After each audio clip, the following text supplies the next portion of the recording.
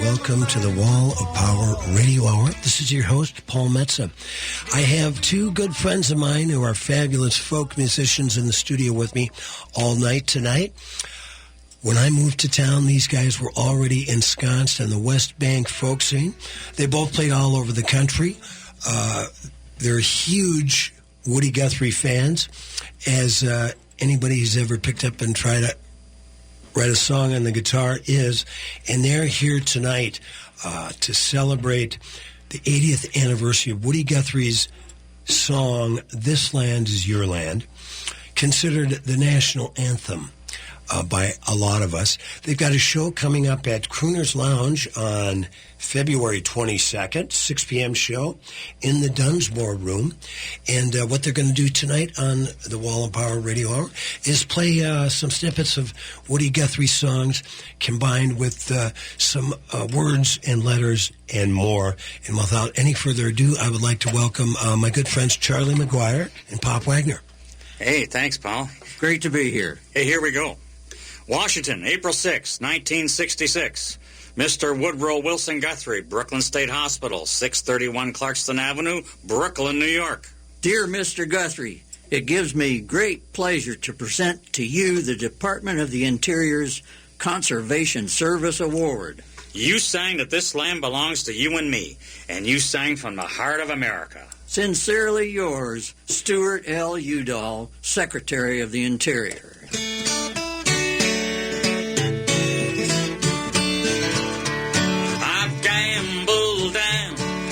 Town of Newport News. The more I gamble, boys, the more I lose. In Baltimore to Washington. Oh, Baltimore to Washington. Oh, Baltimore to Washington. Oh, Baltimore to Washington. I guess they got troubles too. Yeah, nothing like a little Woody Guthrie in the morning. You bet. The smell of Woody Guthrie in the morning. Yeah, that's right. Yeah, it always goes good. Now, Charlie McGuire, you and Pop and the late, great Tony Glover, yeah, just a couple of years ago, you did the 75th anniversary celebrating the publication of Woody's book, Bound for Glory. Bound for Glory. So this is a beautiful kind of a bookend to that. That's right. But you were kind of hip because you even beat our good friend Nora Guthrie and Woody Guthrie Publications to kind of beat him to the punch on that, right? Yeah. God bless Nora, but she kind of missed that anniversary, and we I told her, like I do with just about everything Woody, that what was going to happen, and she wrote back right away, and she says, "Oh my God, I forgot about this." Well, she's got she's done. She's doing stuff all over the world. Yeah, she's done such an incredible job. I was fortunate enough to meet Nora when she was working on a Woody Guthrie Publications on 250 West 57th. I was there. In the in that office, of course, was the great Harold Leventhal.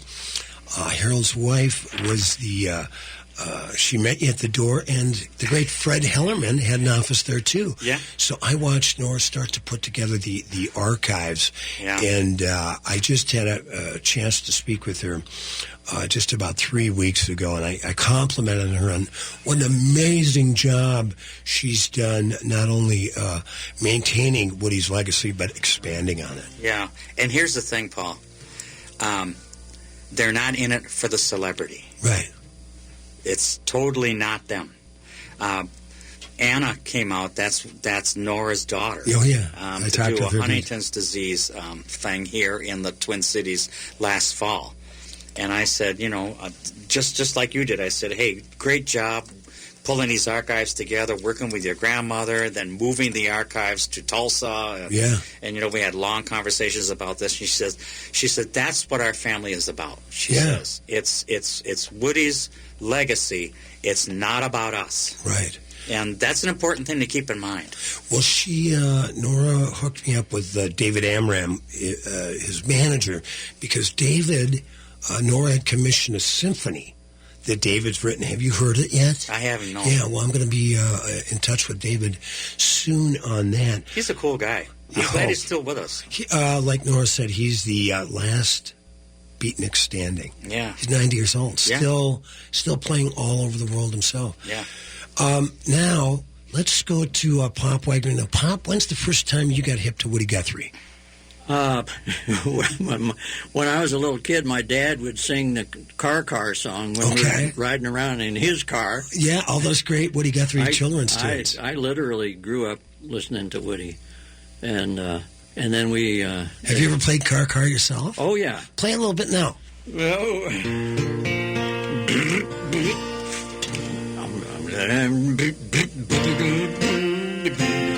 Wrong key.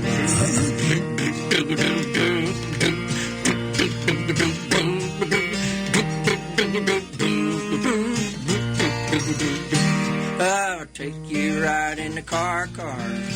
Take you riding in the car. Spree, I spriddle in the back seat, and a riding in my car. Beautiful.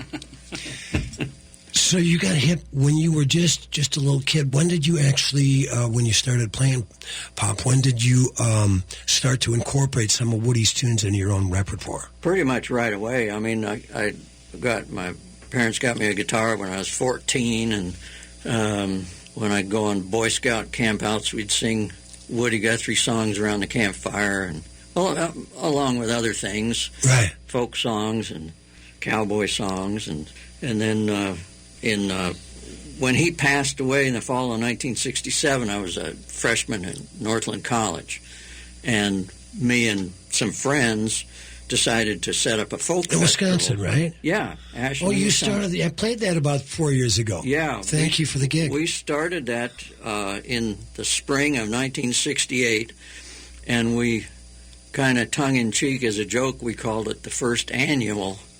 It turned out the joke was on us because it's been going over 50 years now. That's fantastic. When you try to be such a multimedia maven, occasionally the media barks back. Charlie, how about you? When did you start and get hip to Woody Guthrie? The first book I got when I learned how to play the guitar out behind the barn, literally, Paul. Okay. Had a picture of Woody Guthrie, and it was called The Folk Singer's Guitar Guide by Pete Seeger and Jerry Silverman. Right. You can still buy it. Right. It's a little more than I spent for it now, about $2.95 back in those days.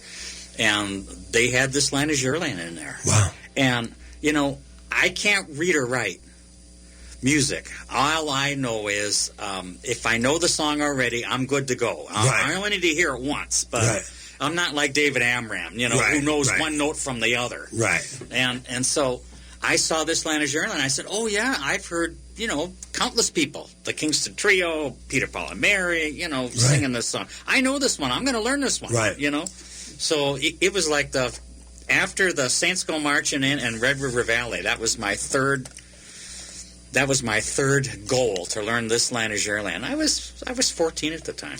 I remember, I believe I was in 5th grade or 6th grade, and in Virginia? In Virginia, Minnesota, the Queen City of the Iron Range, I might add. Great school there. Beautiful buildings. Well, and great, just a great St. Louis County has just phenomenal school system. Yeah. Still do. Yeah. But I got a book, I want to say it was a Pete Seeger book, and it was like songs for young folk singers or something. And I swear to God, I got it out of the back. I ordered it on the back of one of my textbooks, and that's where I got into Pete. And then, of course, you get into Pete, you get into Woody. Yeah, right. But one of, I thought, the most amazing things I've ever seen, I was in tears, when Pete Seeger played in 2012 for Barack Obama's inauguration party with Bruce Springsteen on the Washington Mall, and he played the Lincoln Memorial, and he played every verse of This Land Is Your Land, including the verse that never gets sung. Could you recite that verse for us? Yeah, well, let's see. It would either be was the big high wall there? Is that the one you're talking about? That tried to stop me. A sign was painted, said private property, but on the backside it didn't say nothing. This land is made for you and me. Yeah. And then there was another one, one bright Sunday morning in the shadow of the steeple by the relief office, I saw my people. As they stood hungry, I stood here wondering if this land was made for you and me. Right. Yeah. I got a little story about that one. Yeah, go ahead. I sang that song when Tony was with us. Right, the great Tony Glover. And so one night, Pop and I are on tour with Tony, and I sang that song, but I didn't use the word if. Right. I said, as they stood hungry, I stood here wondering, this land is made for you and me. Tony grabbed me by the shirt after the show was over. He says, you left out a word. I said, what word? He said, you left out the word if. He says, that's the crux of the whole song.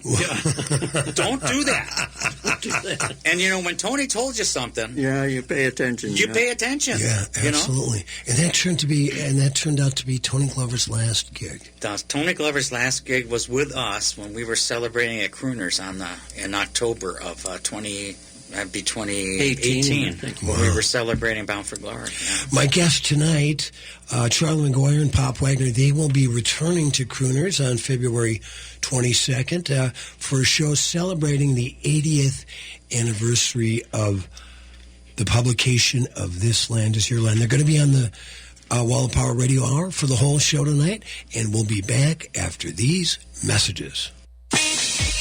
The number one source of the Twin Cities gay scene is all digital. Follow Twin Cities Gay Scene on Facebook and Twitter. Sign up for the Scene Shot email blast for weekly updates and chances to win great prizes. No app is needed to view the bi-weekly web editions of Scene. It's GLBTQ media for the mobile generation. Find it all at TwinCitiesGayScene.com. That's TwinCitiesGayScene.com.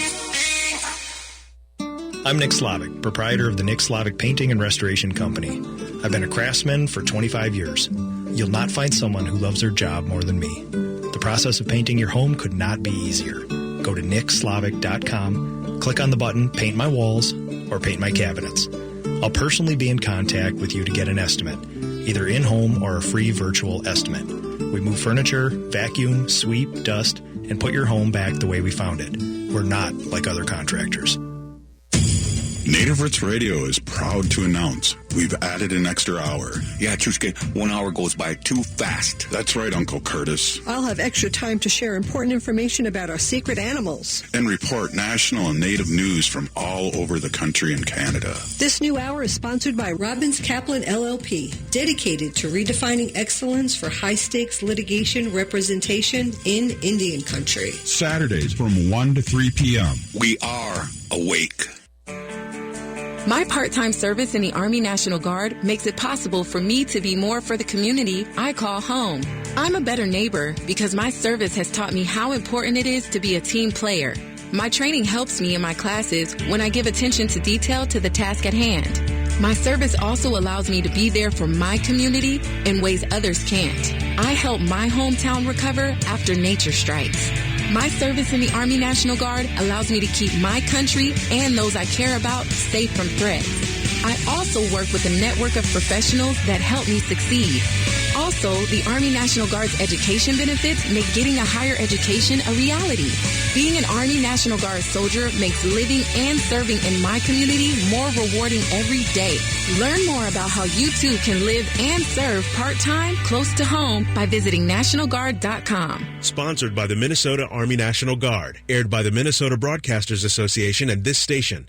Victor's 1959 Cafe in South Minneapolis is a locally owned and operated restaurant offering traditional Cuban food. Open for breakfast and lunch daily with dinner Tuesday through Saturday. For night shift workers, Victor's even has both a morning and evening happy hour, and Victor's now accepts dinner reservations too. Stop in and try some delicious authentic Cuban cuisine like ropa vieja and seafood paella. Make your reservation and learn more at victors1959cafe.com. Victor's 1959 Cafe, revolutionary Cuban cooking.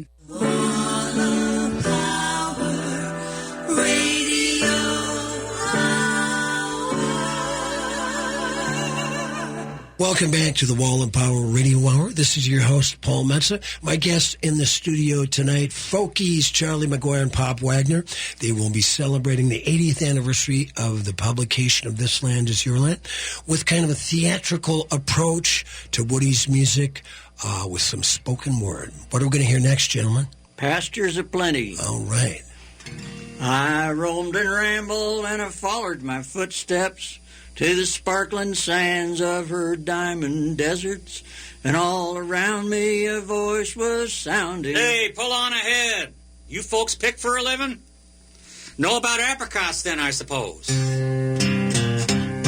It's a mighty hard road my poor hands have hoed. My poor feet have traveled a hot, dusty road. Out of your dust bowl and westward we rode, and your deserts were hot, and your mountains were cold. It's always we rambled, that river and I. Along your green valley I'll work till I die. My land I'll defend with my life if it be. For my pastures aplenty must always be free. That's one of my favorite Woody tunes. It's a great Woody tune, and that little dialogue there is from Bound for Glory. Okay. Where Woody is in a field, and he's standing around with a bunch of people, and this foreman comes up and talks about apricots. We got the whole dialogue that we're going to give people. Nice. You know, the full length of it. Yeah. When they come and see us on the 22nd. It's cool stuff. Well, it's kind of feel good, Charlie and Pop, that you two so in Wisconsin the folk music scene for so 40, 50 years now, to be able to bring this message and your influences, in this case Woody Guthrie, and share them with not only our contemporaries but younger folks as well. That's right, Paul. And it took us 50 years to take it all in. Yeah. Let's face it. Yeah. Yeah. Well, so now we're playing it forward. Isn't it amazing how contemporary so many of Woody's songs are? Deportee. It's amazing, yes. It could be right out of the headlines today. Yeah. It really could. What do you think was... This is a big question, but I'm going to ask you both. What was Woody's genius? I mean, he was he was a sign painter, he was a writer, a songwriter, but what was the core of his genius? Was it his Oklahoma background, or he was just touched by the hand of God? Well, I think Woody knew how to boil it down. Okay.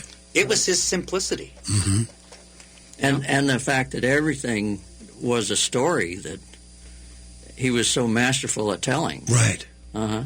Yeah, he knew how to cut right to the chase. I mean, he took The Grapes of Wrath, as John Steinbeck said, that great big book that he spent 2 years I love this writing. story. You remember this story? Yeah. 2 years writing, and he says, Steinbeck said, that little guy, he said, he took my book and reduced it down to 16 verses and did it overnight. Yeah. Yeah. Thank God for Woody's wife, Marjorie, who saved everything. Yeah. You can imagine how many things she probably, Woody spends the night with a big bottle of wine and a typewriter. Right. And how many... In Chicago. Yeah. And that was at Stud Terkel's house, his apartment. Really? Yeah. That's where he wrote? That's where he wrote Tom Joad. Wow. Yeah. So... But imagine how many pieces of paper he was, I don't like this, he threw it in the trash can. Fortunately, when he was back at home, when Margie was with him, grabbed it out of the trash can and kept all that stuff. Yeah. Paul, I'm telling you, there isn't a day goes by when I'm walking around in antique stores, or, you come upon a big old box of just paper. Right. I never pass that box up because there's more out there. Right. I just know it. Right. Interesting. Stuff that he just didn't have the room in the suitcase to carry. Mm-hmm. Now, what about? Did you guys ever have a chance to meet the great Studs Terkel? Did not. Never did. Now, all of his radio shows, I think he's got like 5,000 episodes, are now up. You can access them online. Of course, Studs was not only a huge Woody Guthrie fan, was one of the first guys to recognize Bob Dylan's talents. Right. And then, of course, was a big fan of Sonny Terry and Barney McGee. Right. Two of my heroes. And, of course, all the other Big Bill Brunzi and Lonnie Johnson, all those guys, those blues guys that ended up in Chicago. Yeah. So now tell us, for the show at Crooners on the 22nd, how many songs are you guys going to be playing, and where are you getting your text from? Yeah, the text comes from all of Woody's published works. And the songs, we got about 15 songs, I think. 15 songs to go with it that kind of cements them together. You know, some of us, Paul, like you and like Pop, we measure our Woody Guthrie books not in terms of how many books you have, but in terms of feet. Yeah. And we pulled this show together from about 3 feet of Woody's publications. You know, Woody Says, that's when he wrote for the Daily Worker. Bound for Glory, Seeds of Man. That was the second posthumous autobiographical novel that was lopped off when he was writing Bound for Glory. Right. House of Earth. Yeah, House of Earth.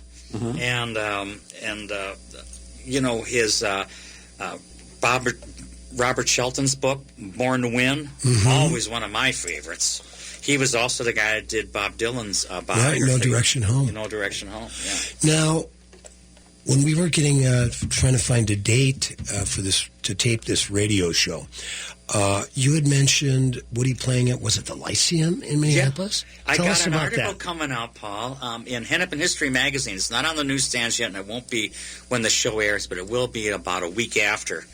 You can pick it up at Target or Lund's or something. Hennepin History Magazine, great mag. And Pop and I did a show on Almanac last October. And the lead-in was somebody there had done their homework, and they said it was tonight, you know, like 80 years ago, that Woody Guthrie, Cisco Houston, and the great Will Geer played were at the Lyceum Theater, where Orchestra Hall sits now. Yeah. Really? You know, and I looked into that, and I've got access to, it's a really cool thing, the archives of the Star Tribune. I can walk in there anytime I want, literally through my computer, you know. And there's tons of ads and reviews of Woody being here. Is there any pictures? Pictures of the ads. Okay. Yeah. Yeah, he was here before that for the International Harvester Strike. Right. That was in 1940 with the almanacs. Wow. They rode through, got tear gassed on University Avenue. So that would have been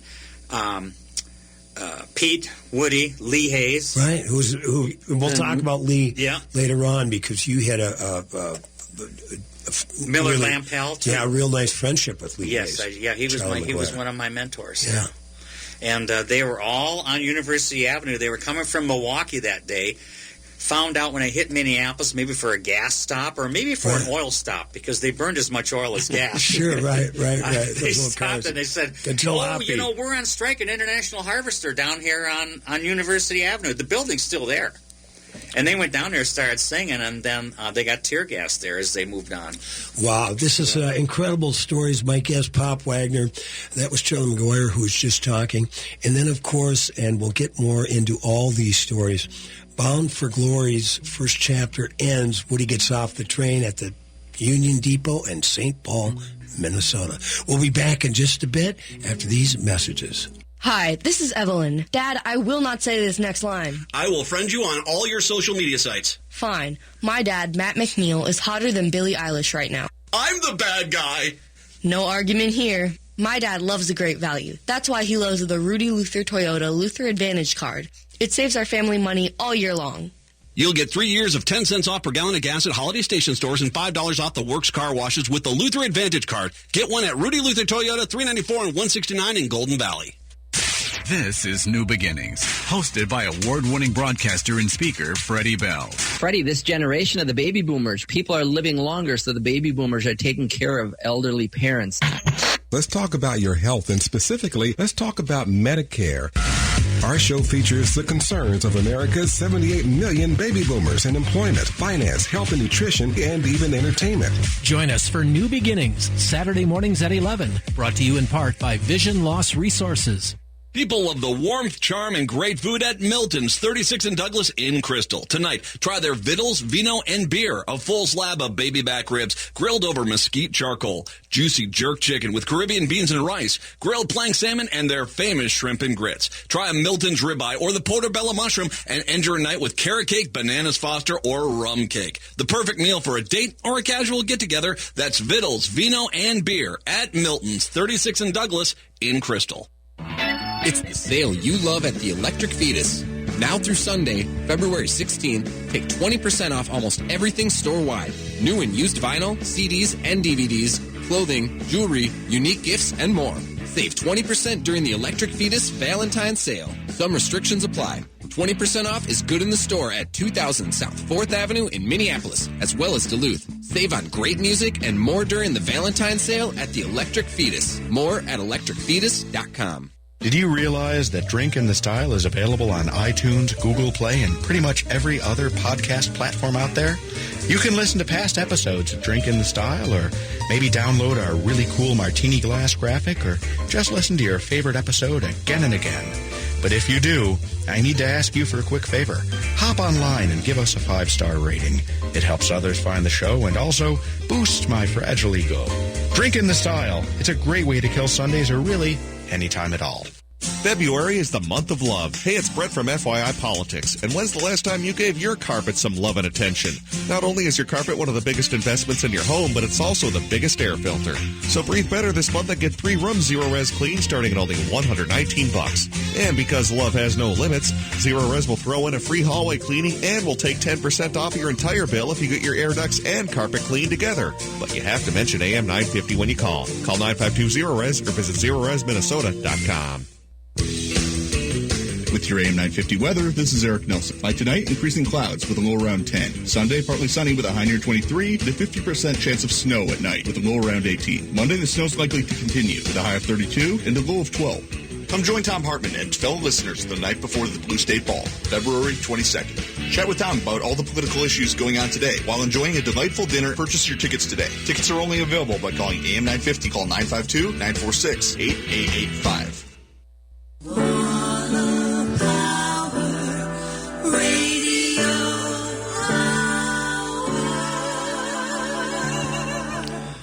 All right, welcome back to the Wall of Power Radio Hour. This is your host, Paul Metza. My guests in the studio all night tonight, good friends of mine and two of the best folk singers in the Midwest, and if that means America too, Charlie McGuire and Pop Wagner. We ended the last segment. Woody was getting off the train at the Union Depot in St. Paul at the end of the first chapter of Bound for Glory, but let's go back to the beginning of the book. The beginning of the book. He was riding a freight train through Minnesota, northwest Minnesota, and he talked about how when God was making Minnesota, he couldn't decide whether he wanted another big ocean or another bunch of land, and he got about half done and quit and went home. Now, didn't in the book there was a fight on one of the boxcars that Woody was in? And one of the guys got thrown off into a lake, and I always assumed that was around Hinckley somewhere. Sure. But there's also Whitey the Fight Spotter. That was the character. Now, Charlie McGuire, there's also a great story about Pete Seeger and Woody Guthrie up in northern Minnesota playing at a lumberjack camp. Can you tell us that story? When they came through University Avenue, and then they ended up, after they left the Almanacs, they were down in Texas. That's where Pete watched Woody write Union Made. Okay. And then they started making their way back, and they came back the northern route, and they ended up north of Duluth. So that's our stomping grounds. Yeah, for sure. And those lumber camps in those days were way out of the way. So I can't imagine how they found this place. And mostly Finnish lumberjacks. Mostly Finns, and they're sitting there and they're playing, and they're getting nothing. Right. they're getting nothing back. Right. You know, I mean, they're playing their hearts out, and they're really scrambling because they try this song, they try that song. Nothing's working with these guys. I mean, it's like almost dead silence. You know, you could hear the stove, and that's about it. Right. So they stay there that night, and one of the guys comes up. Here comes the punchline now. So one of the guys comes up, and he says, I wish you guys would have played longer. He says, we could have listened to you guys all night. Well, kind of the way I heard that was they're getting packed up and getting ready to go, and the head of the camp comes up and says, why are you guys going? You're not going to play tonight? And he goes, let's see, because we got absolutely jacked last night. We got nothing. And the guy goes, what do you mean?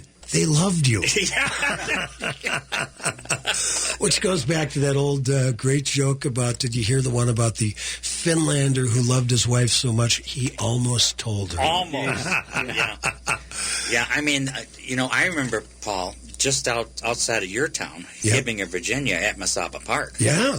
And going up there in the summer and playing Midsummer Festival. Our good commie friend started that place, Communist Camp. Yeah, and because Finns were not allowed to congregate in the city parks. Right. So they bought their own land and congregated there. And I remember this guy, this taciturn Finn. I mean, no expression at all, probably in his late 80s or early 90s at the time when I met him. Right. And I said, who is that guy over there? And he says, oh, that's, and then he said the Finnish name, and he says, he was in Spain. Mm-hmm. Meaning he was with the Abraham Lincoln Brigade in Spain. Wow. I mean, a Spanish Civil War veteran. Wow. I mean, I just never had seen one of these guys. That's incredible. And talk about taciturn. He was not a man to brag. Yeah, right. But the stuff he must have seen. Well, and they never would let two Finns work next to each other in the mines because they had all these crazy socialist ideas, and they were the ones that actually, my Finnish ancestors up there on the Iron Ridge were the ones that started the unions. Right. Started the food co-ops, started the electrical co-ops. Yeah. Good for you, Paul. Yeah. I'm very proud of that. Yeah. Pop Wagner, tell us about the history of the melody of This Land Is Your Land. Well, in the late 1920s, A.P. Carter was traveling about the southeastern United States collecting songs with the help of a man named Leslie Riddle. One song that Mr. Riddle taught A.P. was Rock of Ages. Not the one most people know today, but an old-time black gospel version. Where you gonna run to when the world's on fire? Use your bosom for my pillow. Hide me over Rock of Ages. Rock of Ages, cleft for me. Later on, A.P. with his wife Sarah and sister-in-law Maybelle, the founding members of the original Carter family, repurposed the melody in a newer song they called Little Darlin', Pal of Mine. Little darling, how I love you, how I love you, none can tell, but in your heart you love another. Little darling, pal of mine. The Carter family were very popular, often referred to as the first family of country music, and Woody was a fan. So 80 years ago, on February 23rd, 1940, Woody yet again repurposed this same melody you've been hearing when he wrote his song. Now this is... I got to ask you guys before you start. We are going to hear not only the six... Well, the three that were in the elementary school textbooks. Right. And then three more that became unearthed over the years. And then two more that Robert Santelli found when Woody wrote, kind of rewrote the song in 1950. Wow. And see, here's the thing, Paul. When Woody was here at the Lyceum Theater, That was October of 45. He got a radio show in December of 45. You know what the theme song was? Every week for 12 weeks? This Land Is Your Land. Okay. This Land Is Your Land. Every week for 12 weeks. And people say, oh, Woody wrote this song, but he always worked on it. He never performed it much. That's not true. Right. He knew when he put out his Mimeograph songbook, 10 songs for a quarter. Yeah. The top 10, his top 10 songs, This Land Is Your Land was one of them. Wow. He believed in that song. So this whole story about Woody being sick and taking Arlo out in the backyard to sing him the song because he was afraid that people would forget it, right. Maybe there's something there. You know, right. I wouldn't want to get into that, you know, with Nora or anybody else. Right. I mean, I'm sure that was true. But the fact is that he was also singing this song on his own when he was healthy, right up until practically he went into the hospital. So right now on the Wall of Power Radio Hour, one of the only places in the world you're going to hear the whole darn thing. The whole darn thing. I could have phrased it a little differently, Charlie, but you're going to hear it on February 22nd at Crooners too. There you go. But let's right now let's hear every verse you boys got. We got it. This land is your land. This land is my land. From California to the New York Island. From the Redwood Forest to the Gulf Stream water. This land was made for you and me. As I went walking that ribbon of highway, I saw above me that endless skyway.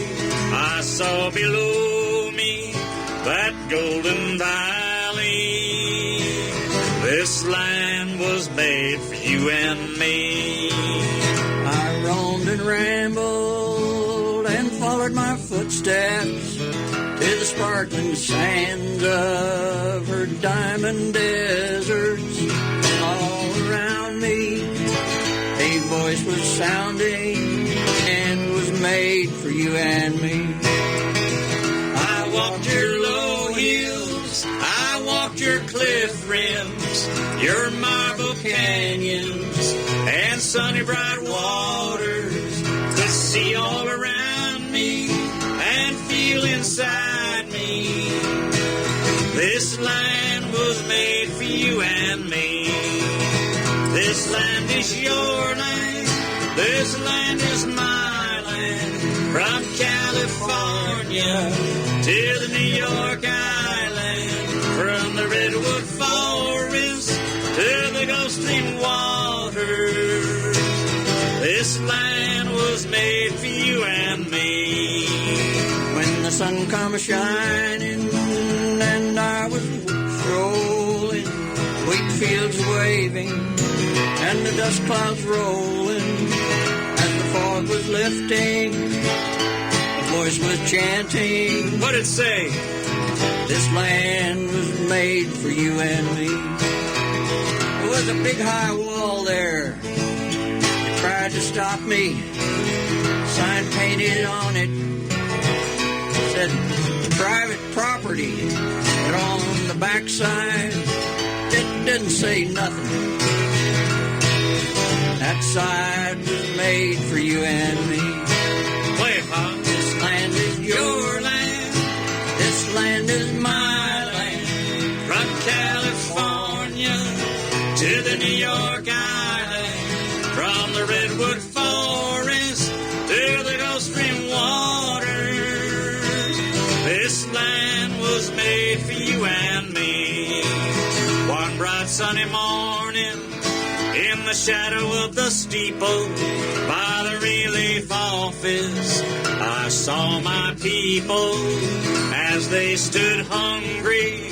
I stood here wondering if this land was made for you and me. I saw my people and heard them singing. I heard them crying and saw them dancing.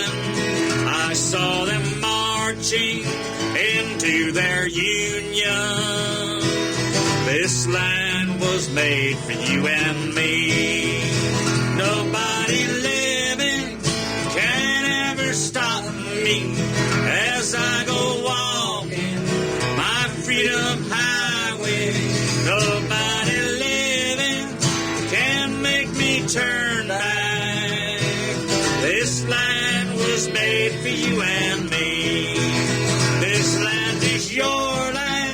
This land is my land.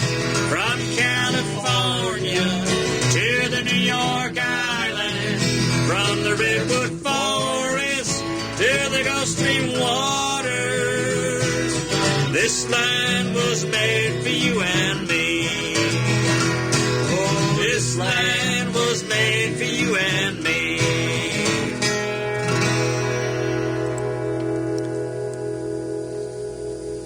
Let those guitars ring. Yeah, walking that Woody Guthrie Freedom Highway on the Wall of Power Radio Hour, every verse known the man. On the 80th anniversary of This Land Is Your Land. Thank you so much, Pop Wagner and Charlie McGuire. We're going to take a little break and have you back for one more set. And I can't tell you how much I'm enjoying this.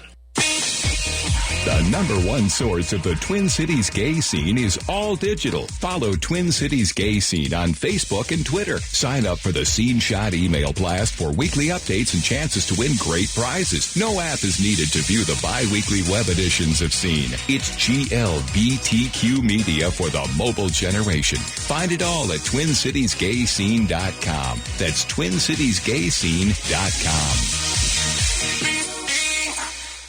Crooner's Lounge and Supper Club is delighted to offer its spacious facilities for your private function. From weddings, retirement parties, business dinners, or any special occasion, Crooner's combines a dedicated full-service special events team, an award-winning chef, and a beautiful lakeside ambiance to make your event a resounding success. Visit CroonersLoungeMN.com to learn more about their private dining options, or call 763-571-9020 to get a quote for your next event today. This is Ellie Krug from Ellie 2.0 Radio on Mondays from 7 to 8 a.m. Many listeners know that I founded Human Inspiration Works, LLC, which trains on human inclusivity and on how to be welcoming to diverse humans. Today, organizations of all sizes find that they need to train team members on diversity and inclusion. I can do that. Many say that my trainings change the way they see the world. I'd love to help make your organization more welcoming. For more information, go to humaninspirationworks.com. Thank you. Get a head start on this year's Blue State Ball by having dinner with me, Tom Harbin, on Saturday, February 22nd at Crooner's Lounge and Supper Club. It's your chance to discuss with me the big issues facing the country in a small, intimate setting. You can guarantee your spot at the February 22nd dinner by pre-purchasing a ticket for $200. Tickets are very limited and will go fast. So reserve your spot now by calling 952-946-8885. More details at am950radio.com. Hi, I'm Peter Solak. And I'm Adam Ostrowski. We are here at Woodland Stoves and Fireplaces to talk about outdoor fires. Sitting around a fire is the oldest, most basic form of human activity. What's new is in the way fire is burned. We can show you how to burn cleaner with a lot less smoke. The radiant heat and light from an open fire is unmatched. It kindles our spirits and connects us to the outdoors. And now it's easier to experience and enjoy.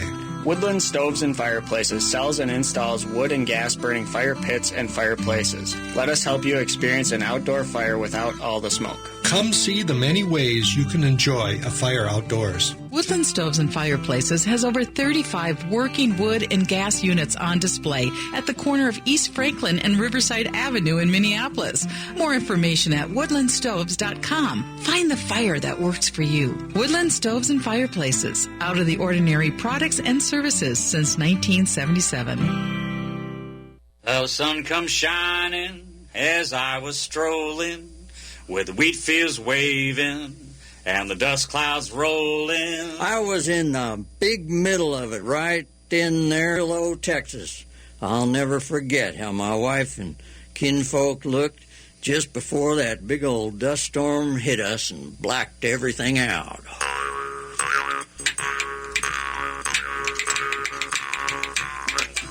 That old dust storm, it killed my wheat, boys, but it can't kill me. Lord, and it can't kill me.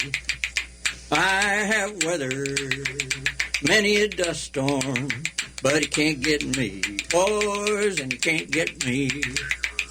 That old dust storm, it blowed my barn down, but it can't blow me down.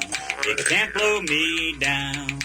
That old wind might blow this world down, but it can't blow me down, and it can't kill me. store. It killed my baby, but it can't kill me, Lord, and it can't kill me. You're listening to the Wall of Power Radio Hour. This is your host, Paul Metza, and that was my guest, Charlie McGuire and Pop Wagner, ahead of their gig coming up at Crooner's Lounge on February 22nd, celebrating the 80th anniversary of the publication of This Land Is Your Land. What did we just hear, guys? What was that? That was called Dust Can't Kill Me. And that was the worst dust storm that Woody himself had ever witnessed. And an interesting thing about this is, we don't mention it in the show, but that storm, Paul, was so big. How big was it? They found Oklahoma and Texas dust 200 miles off the East Coast. Wow. At sea. Wow. Mm-hmm. Yeah. Wow. There was dust on the ships coming and going from the East Coast at the time. Boy, it's hard to imagine. That's how big it was. And the thing that I didn't realize, you'll hear it more when you're at the show, but that dust storm came at night. You know, some of the Ken Burns stuff, you see about the Oklahoma dust storms and stuff, it was filmed in the daytime. Sure. Imagine this at night where it's dark anyway, and then it's doubly dark. Because he said you couldn't see anybody. You couldn't see anything. All you could do is hold somebody's hand. Wow. That's how black it was. Can you imagine trying to take care of a young family in that, babies and the rest? I'm telling you, Paul, people have never forgotten about this. I was in an assisted living home in the metro here. I started singing one of these Dust Bowl ballads, and, you're there to make people feel good. Sure. And I'm seeing this 90-year-old lady crying. Mm-hmm. Good work, McGuire. Yeah, good work, Charlie. I'll tell you. There you go. So afterwards, I said, is there something I said? She says, no, it was nothing you said. She said, when I was 2 years old, she said, my parents sent me to live here in Minnesota with my uncle so that I wouldn't get the dust pneumonia. Wow. And she says, I remember, even though I was little, she said, how I couldn't go back to Oklahoma and Texas where my mom and dad were because it was so bad. And she told all about the dust coming in under the windows and through the walls and it's still, there are people who still remember that. Wow. And the livestock and oh my God. Yeah, the livestock. I mean, this was a real environmental disaster. Yeah, right. Of epic proportions. Epic. I'm so glad, Charlie and Pop and the late Tony Glover, that you celebrated the 75th anniversary of the publication of Bound for Glory, and now on February 22nd at Crooners, you're doing the 80th anniversary of the publication of This Land Is Your Land. And Charlie, we were talking on the break about this song continues in a way to be written. Yeah. Oh, yeah. In a variety of languages. In a variety of languages, and they just substitute, their own country. Mm-hmm. Like if you go to Canada, it's from Nova Scotia to Vancouver Island, From the Arctic Circle to the Great Lakes waters. Right. This Canada, land was made for you and me. I mean, the countries have adopted this all over the world. And I'm really hoping that weekend, when Pop and I are at Crooners on the 22nd and the 23rd, I hope that they're singing this song in other clubs around the world. Right. That would be my hope. And Anna tells us that she's Anna Guthrie, Anna Guthrie Cannoli is Nora's daughter, is assembling. Woody's granddaughter. Woody's granddaughter is assembling a list of concerts that's going to happen that weekend. Fantastic. And she's going to email blast it, so kind of look for that. Yeah. Because I have a feeling it's going to go around the world that weekend. I'm hoping for the best. And we're going to do our part right here. Well, one of the reasons why I moved to Minneapolis was it has such an incredible folk music scene. And when I got down here, I realized what a great blues scene it had. And then as the years went by, a great rock and roll scene, a great punk rock scene, a great Prince's influence and all the Prince's bands, the funk scene. We're blessed to be a part of such a creative and unique music community. And we just got a few minutes left, but I got to ask you, Charlie McGuire, you got to be good friends with Lee Hayes, one of the Weavers over the years. Yeah. What did Lee ever talk about hanging out with Woody? Because I know Woody wasn't always the easiest guy to be to work with or to live with. Yeah. I mean, Lee always wondered why everyone wanted to know about Woody. He says, I don't know why you want to know about him. He says all his songs sound the same, and he was as comfortable to be around as a loaded gun. You know, he said, you remind me a lot of him. He looked at me, he says, because you never know what mood he was going to be in when he walked through the door. You know, and I was a moody kid in those days. But Lee, of course, was there. Right. All the time. Wrote some of this. We're going to sing a song on the show that was written with Lee and Woody. I Ain't Got No Home in This World Anymore, and we're going to do that kind of in honor of that collaboration. That was the encore when I was honored. Nora invited me out to play the tribute to Woody Guthrie in '96 at the Rock and Roll Hall of Fame, and that was the encore. Excuse me, Going Down the Road. Yeah. At Well, Ain't Got No Home was the one we sang. Right. But anyway... tell that story. Well, the story I will tell is I rode in a van with Pete Seeger, Jimmy LaFave, Greg Johnson, Harold Leventhal, and Harold's wife, Toshi, and we were driving back from the rehearsal. Pete's wife, Toshi. Yeah, Pete's wife, Toshi. Excuse me. Yeah, excuse me. Harold Leventhal and Pete and Toshi Seeger. And Pete goes... I remember the time we were in Seattle in 1938, and Woody and I heard the word hootenanny for the first time, which would be like sitting next to Moses when he goes, when he came up that third commandment, thou shalt not kill. Down the mountain that day. Thank you very much, Pop Wagner and Charlie McGuire, and I'll see you guys on February 22nd at Crooners. You bet. Be our guest, Paul. Thank you very much. I will be. Thanks, guys. This was really fun. Good to see you. Thanks for listening to the Wall of Power Radio Hour. The show is produced by Paul Metza, engineered by Brett Johnson. I'd like to thank our guests, Charlie McGuire and Pop Wagner. Follow me at paulmetza.com every Thursday night with Sonny Earl at Shauna's Bar at 16th and University of Northeast Minneapolis. And like my dad used to tell me, be kind and make someone happy. Someday